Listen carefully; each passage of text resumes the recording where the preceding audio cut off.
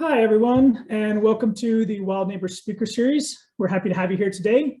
This series is a collaboration with the City of Austin, who co-manages the Balcones Canyonlands Preserve with us, and a number of other private and public partners. Before we get started, I wanted to introduce myself. My name is Jeremy Hull. I'm the volunteer coordinator for Travis County Natural Resources. Today, we have Nicole Netherton with Travis Audubon with us to talk about spring migration. After the presentation, Jaya Torres with the city will manage a Q&A session. So please put all your questions in the Q&A box, not the chat. There will also be a recording of the webinar posted to Facebook and YouTube for a resource in the future. On that note, I'm going to stop sharing my screen and hand it over to Nicole. Share. Thank you so much. Can you see me? We're good? Yes, looks good. Okay. Thank you so much. I'm delighted to be here with you talking about one of my favorite phenomena times of the year. I'm the executive director of Travis Audubon, as we mentioned, and you might think that that makes me a really good birder, but I warn you that it doesn't. I'm just an enthusiast and I really enjoy birds. They bring me a lot of joy. And a thing I love about birding in nature is that it's an opportunity to constantly learn. So the only reason I have anything to say about any of this is because I've been taught by really excellent birders and teachers like Jane Tillman, Sheila Hargis, Lori Foss, Rich Kostecki, Bill Reiner. Some of you may have birded with these folks, many others. So all credit goes to those people if you should learn anything today.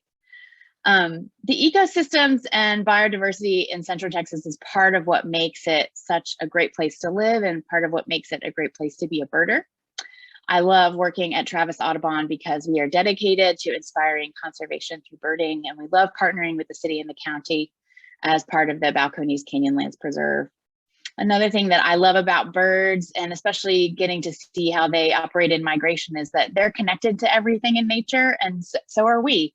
In fact, birds need the same things that people need to survive. We need clean air, clean water, a safe place to live, a place to raise our young, and enough food to get by. So I feel a connection with birds because of how they connect to us. So many people have told us at Travis Audubon that they've started noticing birds during the pandemic. And to me, one of the most amazing part of getting interested in birds is paying attention to the seasons. So much changes about the birds that we see and the behavior that they show based on what time of year it is. And that's true for migration. It's part of the miracle of what we're going to talk about. And we are entering the peak right now of spring migration. It is a really exciting time to be thinking about birds and seeing what drops down every night. So in this talk, I thought I would share what fascinates me about migration, including both what's beautiful about it and what can be terrible about it. And to help you know some of the visitors that you might see. It's a very small sampling, but I think it's a good list of some birds that will start showing up in town. So first, I work for Travis Audubon. Here's our web address. I hope you'll check out the great resources that we have. Migration, species in every vertebrate kingdom migrate. Scientists think that it evolved more generally in vertebrates and then specialized in certain species. And then of course, I have a picture of an invertebrate here to illustrate this. The monarch butterflies migrate. We've been seeing them fly through. Whales to take long distance migrations and have their babies on the way. And also, these are wildebeest in the Okavango Delta in Botswana, a huge migration over a large part of Africa. So this happens throughout the animal kingdom. And, Today, we're going to talk mostly about our long distance migrants. Only a small percentage of birds overall migrate. We have a lot of permanent residents. You'll see a cardinal there, Carolina chickadee, Carolina wren, blue jays, some of them birds that you see most frequently in your backyard. They don't migrate, they don't go anywhere.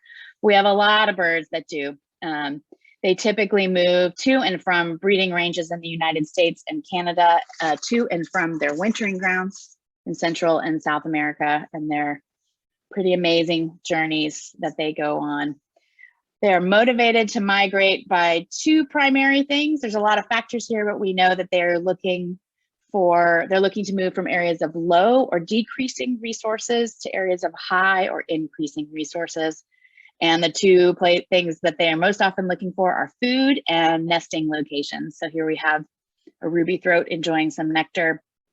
And this is an American robin fledgling in its nest. Those are the two big motivators for birds during migration. As we know, migration is seasonal. It's kind of a dependable cycle. I don't know about you, I find cycles very comforting, and it helps connect me with nature. You know what to expect. You see the same things happen over time. Here are the major worldwide flyways. You can see north-south all over the world. We are on the central flyway here in central Texas.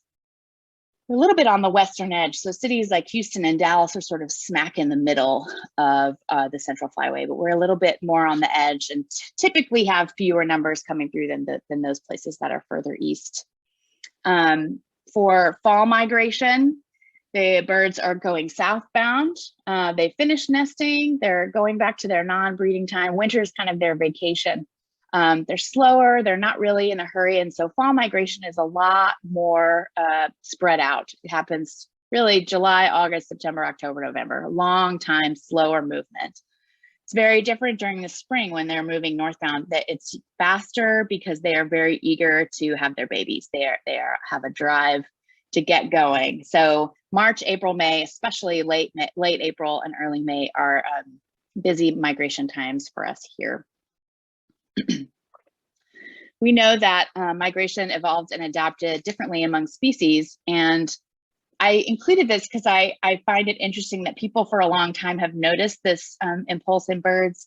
For centuries, people who have kept caged birds have noticed that the migratory species go through this period of restlessness where they sort of fly to different sides of their cages.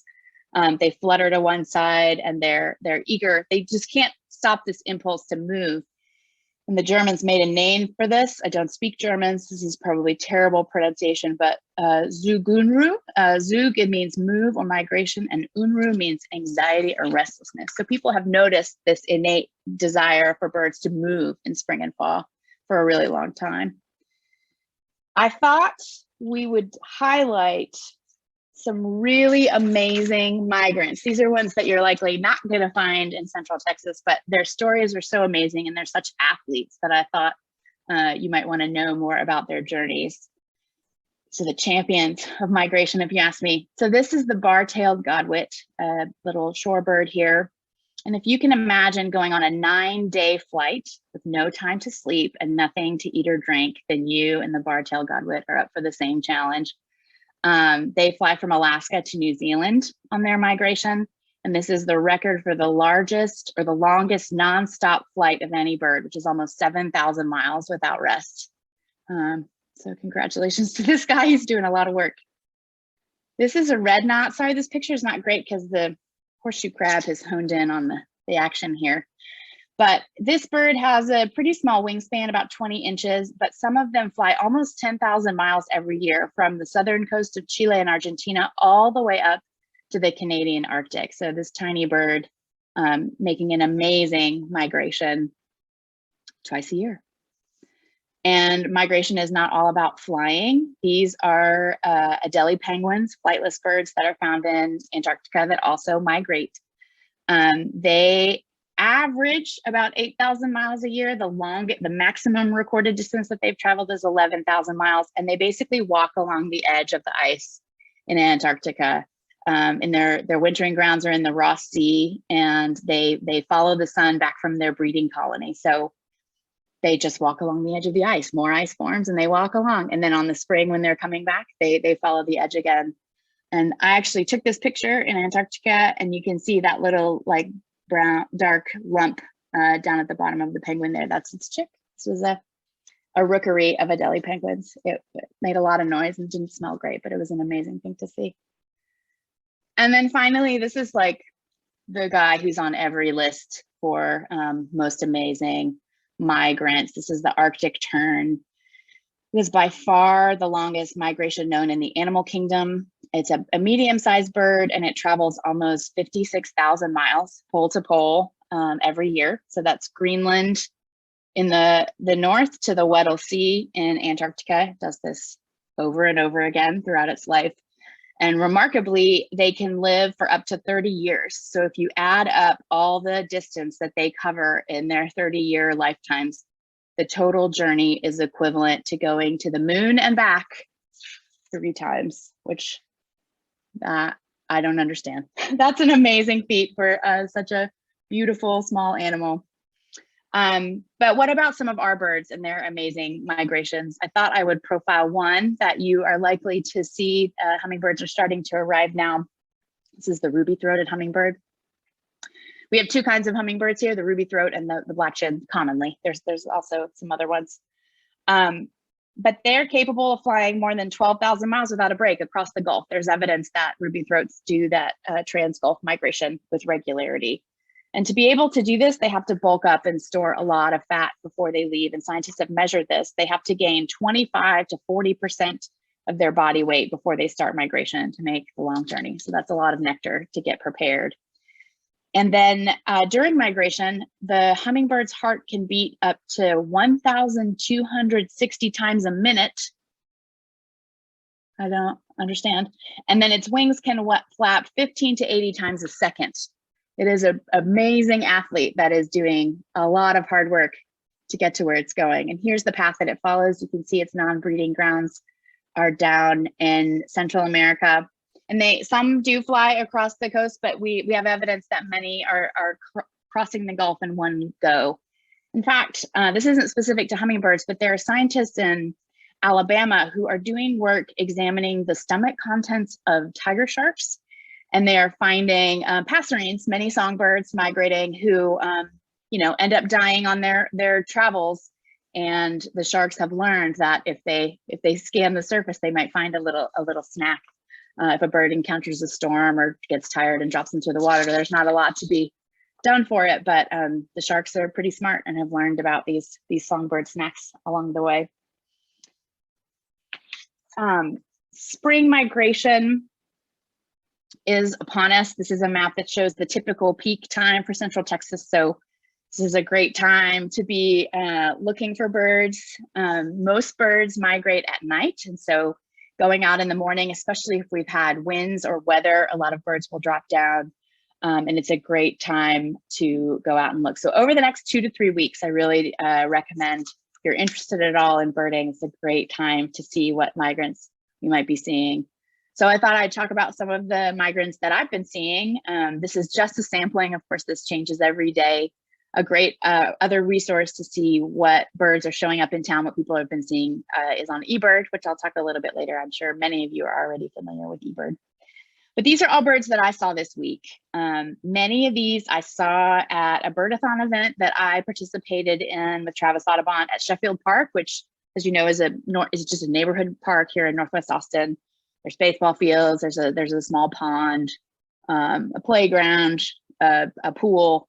But we ended up seeing 53 species, a lot of really cool migrants on that trip. So just goes to show the birds are out there and they're everywhere if you go and take a look. So one of my favorites that I've been seeing a lot this year, this is a purple martin. Many of you are probably familiar with them. Our largest swallow. They're a beautiful bird, insectivore. They started arriving in late February. The first scouts come, and they are breeding birds for us here. And they usually breed in their gourd-shaped feeders, or this one looks like a birdhouse. They winter in the Amazon basin. They're amazing aerialists. They eat a lot of insects for us. And if the leftmost picture, this is the male on the right, that beautiful, dark, shiny purple-black. And then his girlfriend there is a paler, a brown color. She's also beautiful. Many of you may have participated in purple martin parties with Travis Audubon. As the purple martins are getting ready to undertake their fall migration back down to their wintering grounds in the Amazon rainforest, they will gather in huge roost groups that typically are right in the middle of town. They've been in Round Rock for a couple of years, and they came back to Capitol Plaza last year. And they move through over the course of several weeks, usually right smack in the middle of July. And sometimes, some nights it's 100,000 birds gathering, trying to find spaces all together on 2 or 3 oak trees in a parking lot. That's their favorite roost site. So we are excited for purple martin migration that will start happening in July, and we will definitely have our parties again. I hope you'll join us. It's a pretty amazing experience to be around that many birds. This is our local celebrity. This is a female golden cheek warbler feeding her chick. You may know about it. It gets a lot of coverage in the news because it's been controversial here. I don't think there's anything controversial about how amazing this bird is. It only breeds in Central Texas. So we like to say that every golden cheek warbler is a native Texan. And they require a very specific habitat that's really only found here, a mix of ash juniper, mature ash juniper, and oak trees. The ash juniper is what it uses to strip small pieces of bark to peel to create its nest. It often weaves them together, glues them together with spider webs. And the insects that the babies need, like this caterpillar here, oftentimes a lot of spiders too, are hosted by oak trees. So that really is only found here in Central Texas. And the biggest threat to this bird and many bird species actually is habitat loss. Development has really exploded in Central Texas. It was already exploding in 1952 when Travis Audubon was founded.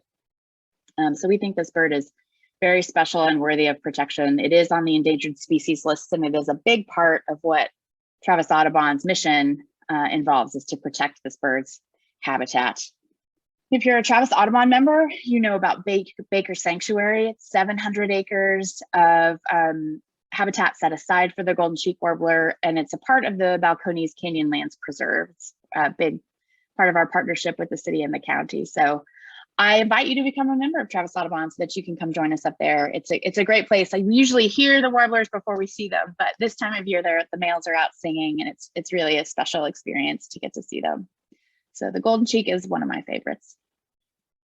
Okay, this is a high impact bird. This is American white pelican. There was a group of about 50 of these that flew over Sheffield Park on Wednesday that we noticed. They're huge birds, as you can see, and they do this sort of lazy soaring. It's like a flap, flap soar, large circles of these birds. And they're really big. Most of the videos that I get in the spring are people sending me a group of pelicans on a video and saying, what on earth is that? Because they are quite large. You can tell them by the black wing edge and this sort of like messy soaring circle. I typically see giant groups of American white pelicans when I'm on I-35, which is inconvenient it's not safe to bird in your car. Don't do that. But they are around, they are moving through, and they are kind of a spectacular thing to see.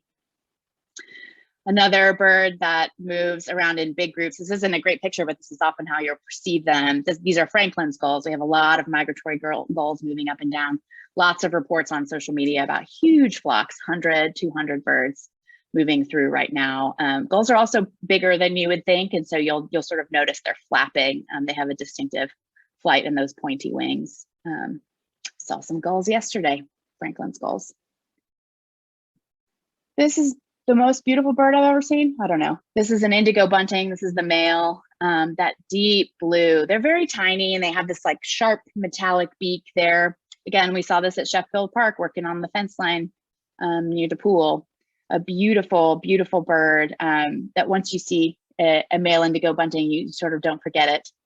And then this is his girlfriend, who I find confusing. A lot of times female birds are confusing for identification because they don't have a lot that's particularly distinctive. She's beautiful, but she, if you're not paying super close attention, then you might think it's a house sparrow or some kind of finch. But she's there a lot of times. They're working together, paired up, especially this time of year as they're having their babies.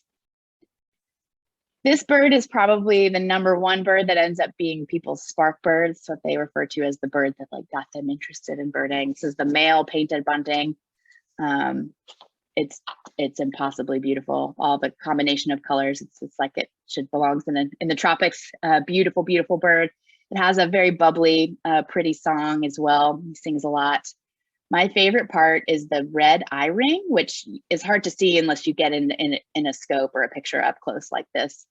But again, a really pretty bird. I've had it painted buntings, not often, but at my backyard feeders. We saw one in Sheffield Park. If you want to go to a place that is often lousy with painted bunting, sometimes chasing each other and making a big fuss, Commons Ford Metro Park is a great place to go. The restored prairie there, you can see all kinds of birds, but painted buntings frequent the prairie there at Commons Ford. And then this is his girlfriend. Again, a beautiful little green bird, plainer. I think she's just as pretty though. Okay, this is the black-throated green warbler, and you may see that it looks sort of similar to our friend, the golden cheek. Black-throated greens are showing up a lot. We were hearing and seeing many this year, and people have been reporting large flocks of black-throated greens blowing in.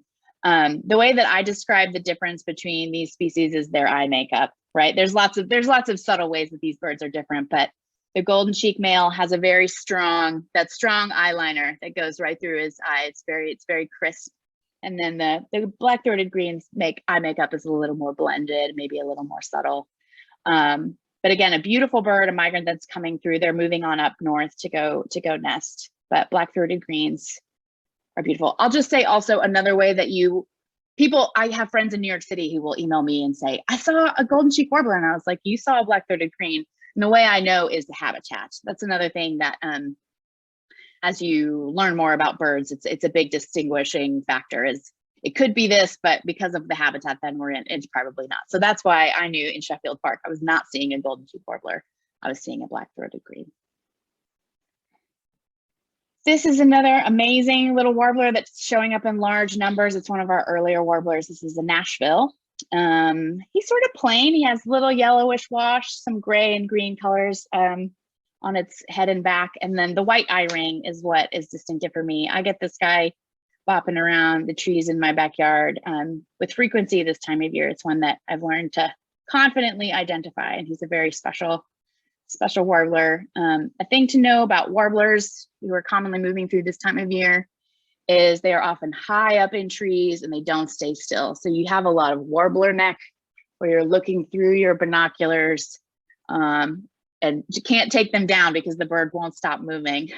So you're trying to get a good view, but often working in trees to find little insects.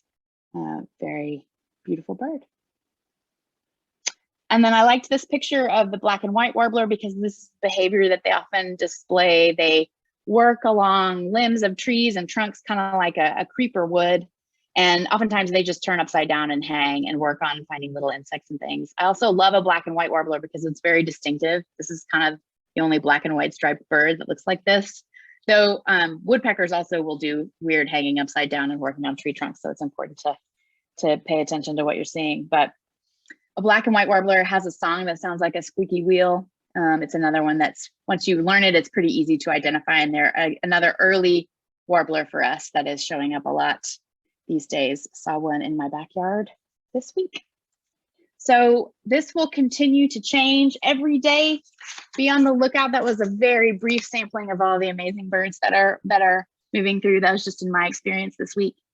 But Travis Audubon offers lots of free bird walks. That's probably the best way that you can learn more about what birds are showing up in migration. I find the ID apps work really well, except during migration, whenever it's not, the data isn't as strong for what's happening to be passing through.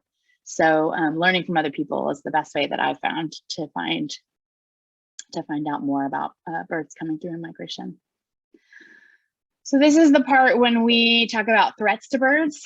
And I think it's important to think about these threats all the time and ways that we can help birds thrive and help make an environment that's beneficial for them, but especially also during migration, because birds are basically maxed out physically, they're at their most vulnerable, and we can really make a big difference and help them both travel safely on their journey and then have successful breeding once they've gotten to where they need to go. The bad news is that there are a lot of threats to birds and they're pretty serious. And the good news is that we can do something about it.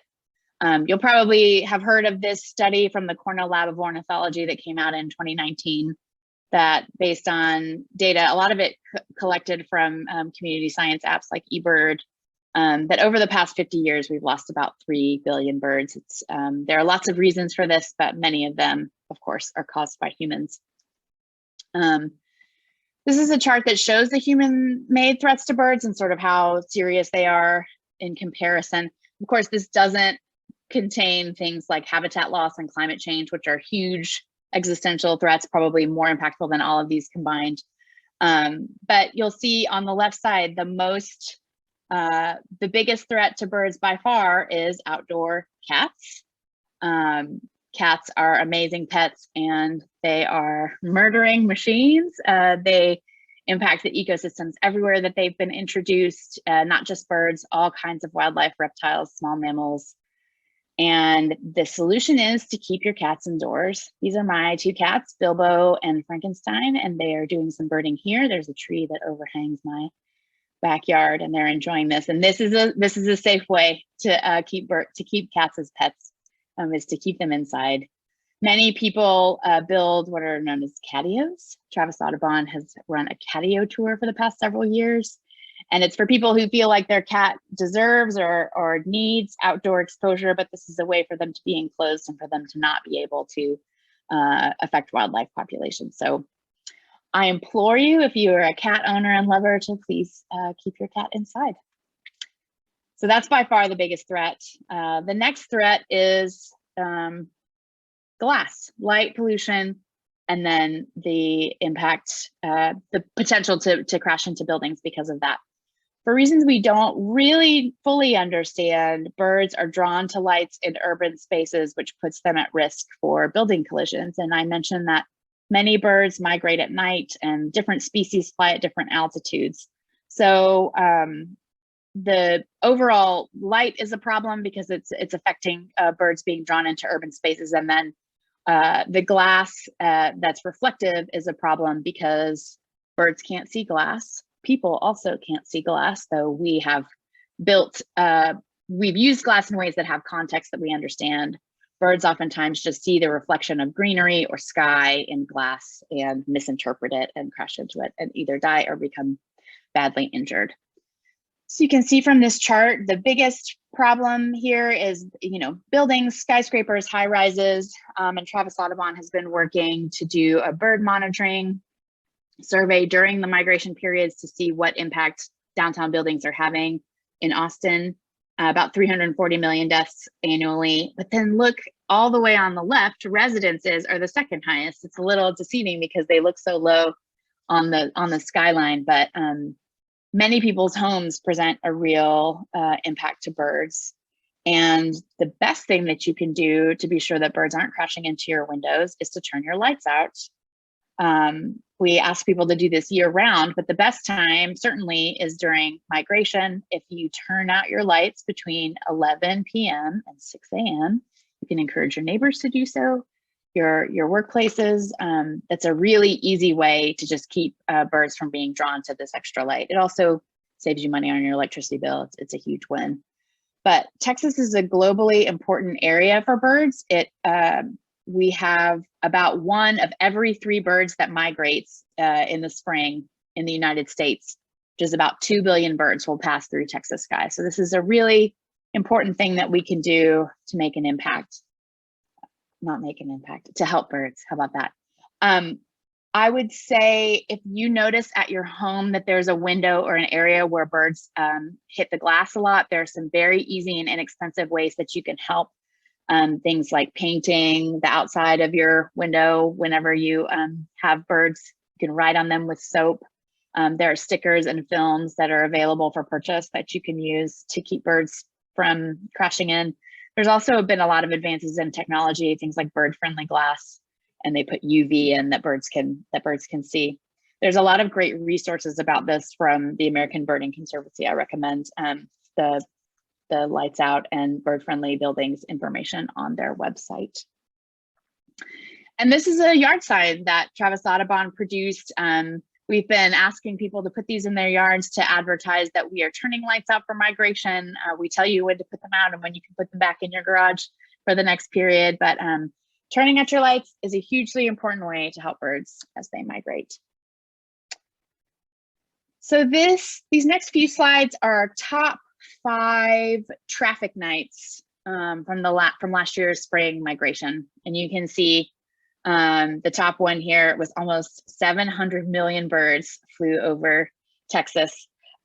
This information comes from the Cornell Lab of Ornithology. They do this birdcast. You can sign up for alerts. You can put in Austin in their database and it will tell you when are predicted to be the highest nights of migration. Not only does that mean that you should get out the next morning and go see what's dropped down, but you should certainly turn your lights off and be sure that we're doing everything we can to ensure that this volume of birds is being able to move safely. And Travis Audubon, we monitor this, and we try to put all of this information on our social media in advance of whenever we have big traffic nights predicted. So you can look on our website for more information about that. A few more things that you can do to help birds during migration, but all the time. Again, I feel a little like I'm preaching to the choir here, but planting native plants is a huge way that we can help migrating birds.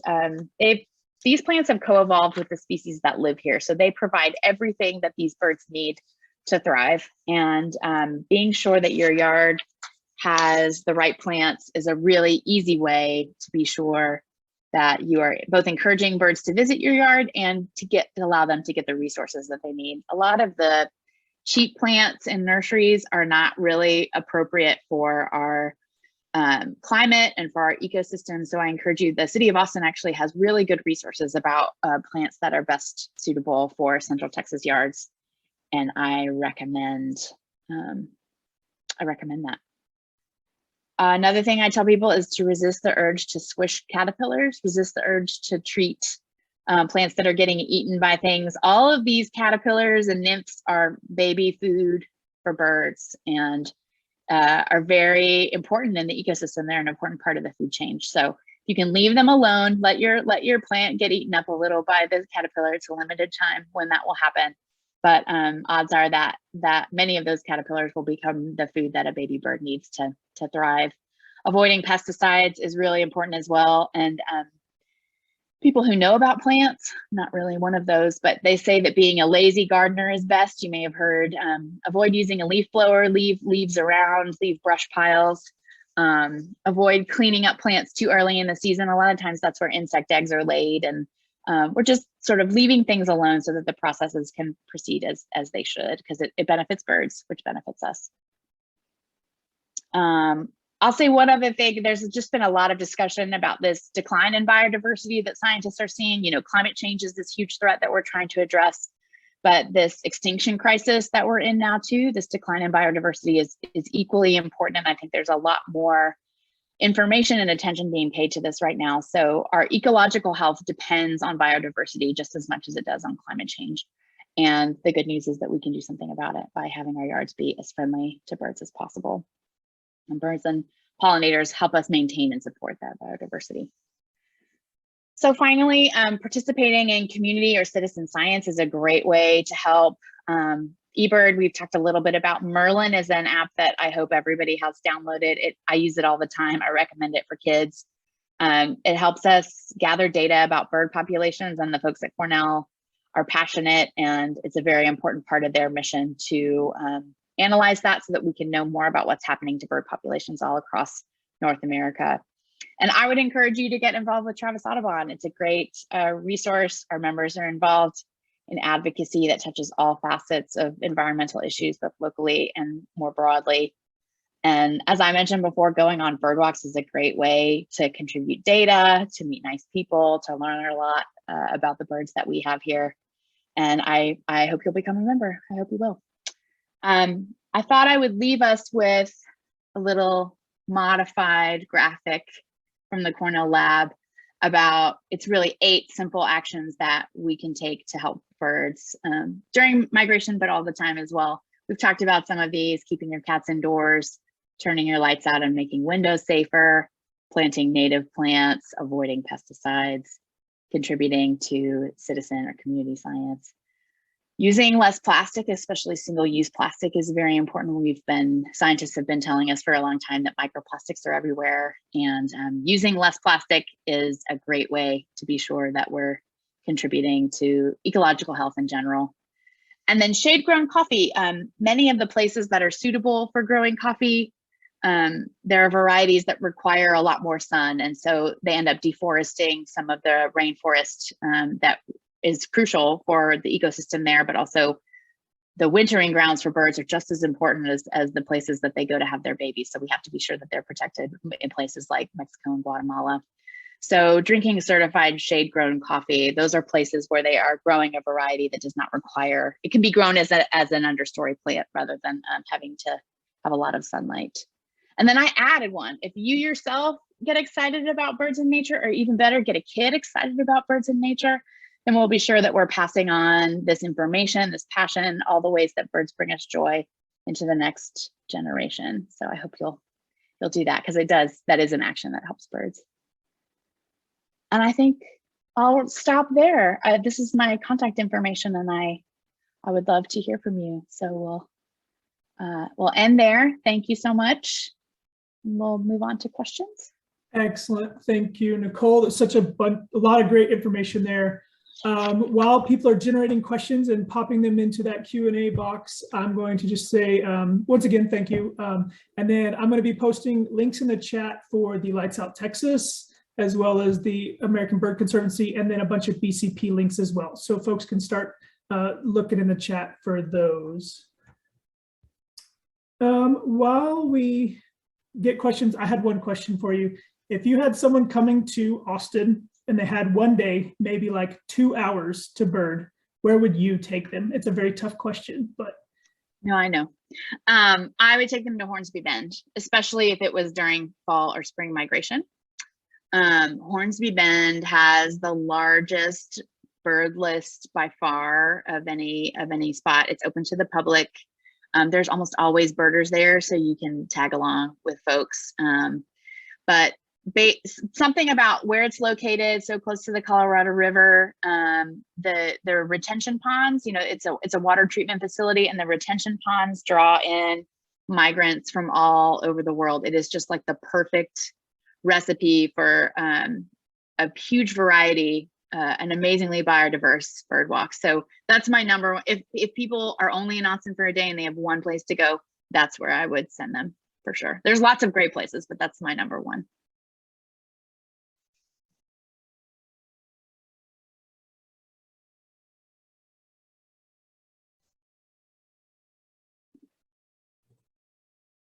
All right, and we have another question.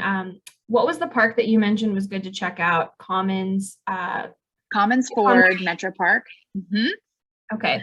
Commons Ford is beautiful. I love it because there's a restored prairie. About 10 years ago, Travis Audubon and the Commons Ford Restoration Project worked on restoring about 40 acres into what used to be all around this area, tall grass prairie.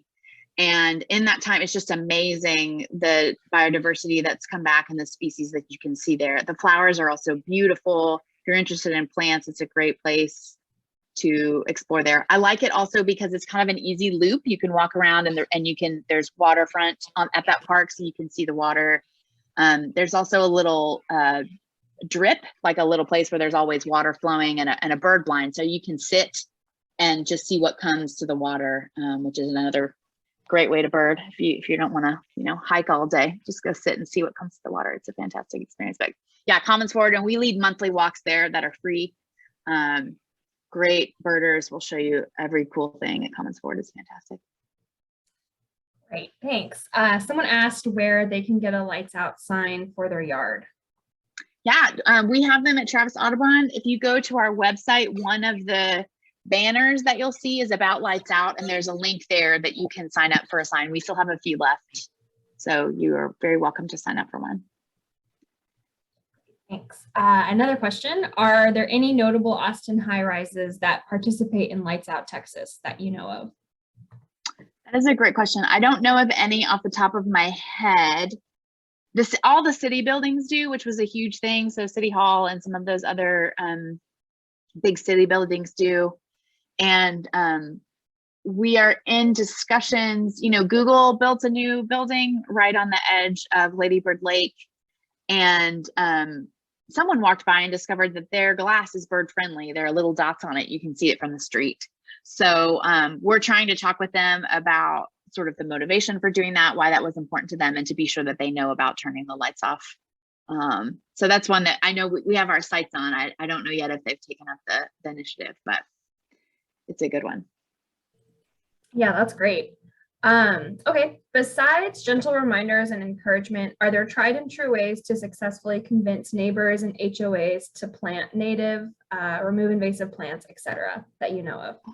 I mean, I wish I wish I knew a good way. To me, and this is the long game, you just have to educate people about why it's important. And some people are never gonna pick up what you're putting down, but I think if you're modeling that behavior, if you're offering to help or be a resource for those people, that's a good way. But I think a lot of people don't mean to do harm. They just are buying whatever is advertised to them, whatever is cheap.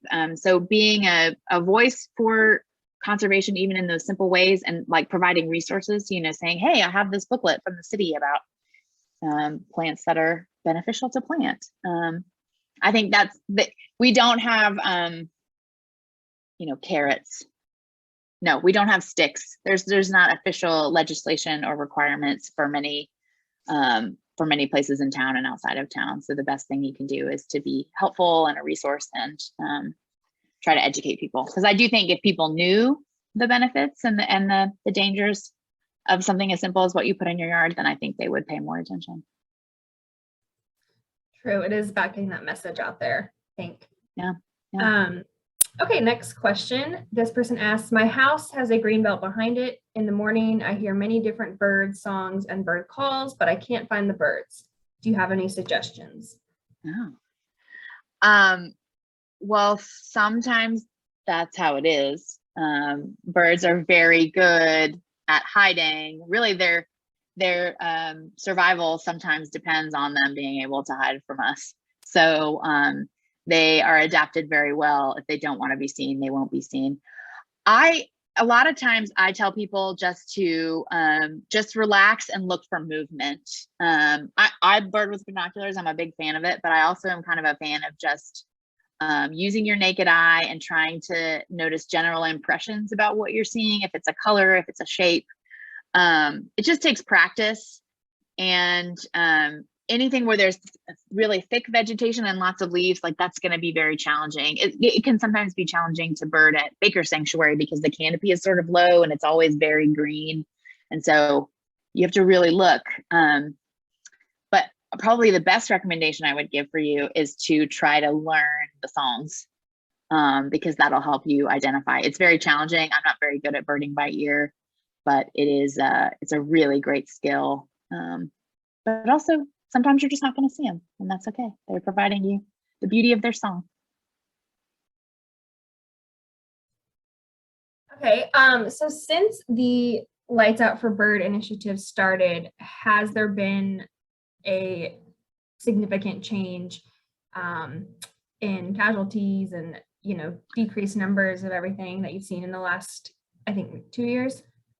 Yeah, so we started the pilot here in Austin. It was the spring of 2020. They've been doing it for longer in Houston and Dallas, and they do have a lot more data in Houston and Dallas. And I will tell you, numbers from them are showing significant improvements.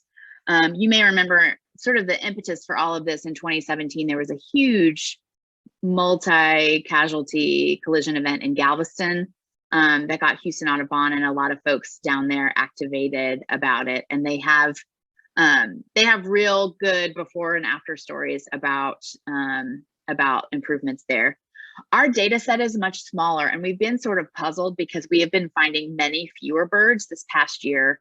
And some of that's logistical. For example, sometimes a bird might hit a building and die, but be trapped on an awning or be trapped on a balcony where we can't see it. We know that feral cats are out, and sometimes wild animals grab the carcasses before our volunteers get out very early, but some of those birds are already taken by the time we get there. So here and there has been not a ton of data that we've gotten. I also mentioned at the beginning, we're sort of on the western edge of the flyway, so we're just not going to have the same traffic and the same fatality potential as a town like Houston, which also has a much bigger downtown, so near the water and just smack in the middle of the flyway. So anecdotally, yes, data driven for sure in other cities in Texas, and then lots of other cities in the United States. Places like New York and Philadelphia have city legislation that is requiring lights out. We don't have that here, but we hope that those have been passed in the past year and a half, and we're hopeful that a lot of those will bear fruit and that we'll really start to see good data about how this is working. Okay, great, thanks. Do you have any good tips on best practices for bird feeders? Yes. So my general spiel about this is you should keep your bird feeders clean, which means you need to take them down and clean them. There are special long brushes that you can buy. Soap and warm water is good. Some people use a very diluted bleach solution to clean them, I would say weekly, and let them totally dry before you refill them. Same with bird baths or water features. You want to be sure that they're clean and removing any droppings or feathers, soap and water, and let them dry. Right now, there is an avian flu outbreak that there are cases in Texas that really hasn't affected too many birds here yet. But if you look at the CDC map for more northern places, Minnesota, Wisconsin, it's pretty devastating in this version of the avian flu. This comes around, it's sort of a cyclical disease that happens, but this one we think is very contagious and is affecting populations. Most of the affected birds have been poultry and sort of farmed livestock birds, but we do have lots of cases of wild birds getting it. In the past, it's been that wild birds were sort of vectors, like they had, there was evidence that they had the flu, but it wasn't making them sick, they were just passing it around. But there's not very much data this year. This seems to be a little bit of a different ball of wax. So just out of caution, we recommended people take their bird feeders down for a couple of weeks so that we can avoid a lot more cases popping up here in Texas. Again, there's just not enough data about what happens with wild birds. You know, farmed animals are tested and monitored. There's a lot of information about it, but wild birds, unless you like happen upon a dead bird and can test it, you might not know really about what's happening. So it's kind of a bummer because having a feeder during migration is a delight because cool things will come in. But for me, it's more important to try to keep our map looking like some of those maps in the north. It's very devastating to a lot of waterfowl. Bald eagles have been really affected. So we've just encouraged people to take them down right now. So that's the caveat. Normally, if you keep your bird feeders clean and dry and keep them well supplied, you'll bring in amazing birds to your backyard. Okay, great, thanks. Another question, what's the best way to learn bird songs? I would say going out with a person who's really good at bird songs is a great way. There is, if you download the Merlin app, they now have a song feature. It's a pack of data, but it's new. So like the data hasn't, like it gets more data when you use it. So it's still in the process of improving. I've used it successfully. It picks up everything that's singing. And so a lot of times you hear this one weird song and you're holding your phone trying to hear it. And then like a cardinal singing down the street and you hear a robin, and that Carolina wren is very loud. And so it can be hit or miss, but the Merlin app is another good resource. There's another one that's like Shazam for birds. I can't remember the name of it right now.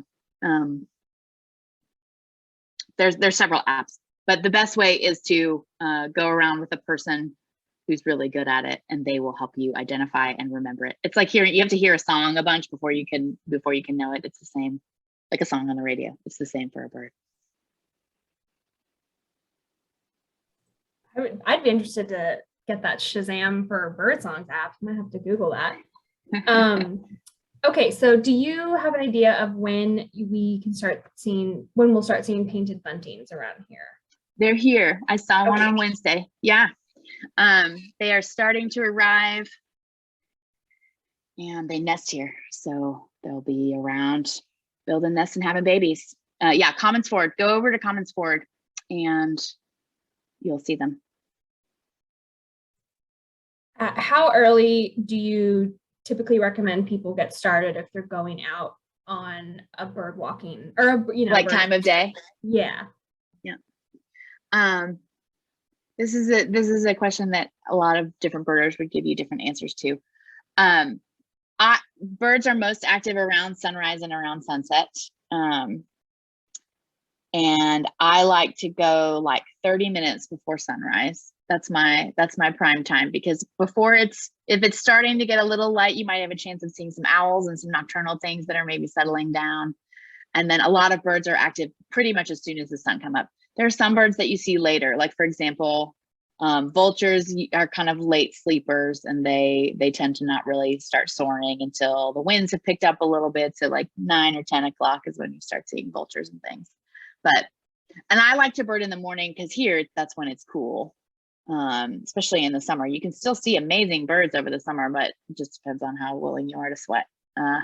So yeah, my goal is usually 30 minutes before sunrise or around sunrise. There's no bad time, but that's when you're going to have a lot of activity and have a pleasant temperature experience. Okay, good to know.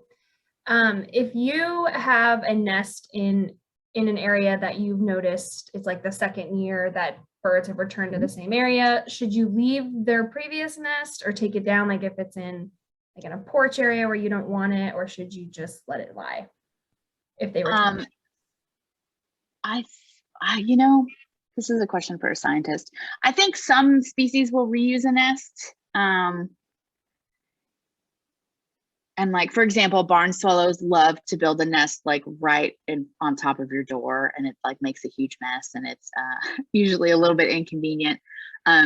You know that wild birds are protected by the Migratory Bird Treaty Act, so you're not allowed to disassemble a nest or remove birds or eggs. You really have to leave it alone once it's built. I think the best advice is to not do anything with it, but I would have to find out what the scientific consensus is. I think it does depend a little bit on the species and where it's located and whether they'll use it again.